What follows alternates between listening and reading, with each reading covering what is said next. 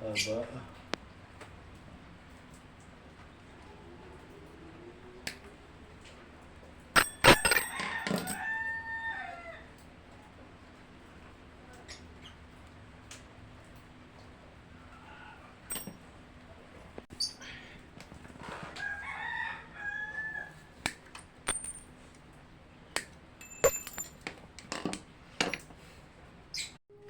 Yun mga idol, finished product na yung ating DIY na lagay ng isda or busikat. Ito ay bali paggawa lang sa atin mga idol ng shoutout nga pala sa nagpagawa nito kay Tio Toto. Ayan.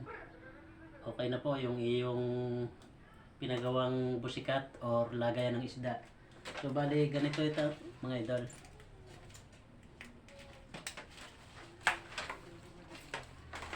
Yan.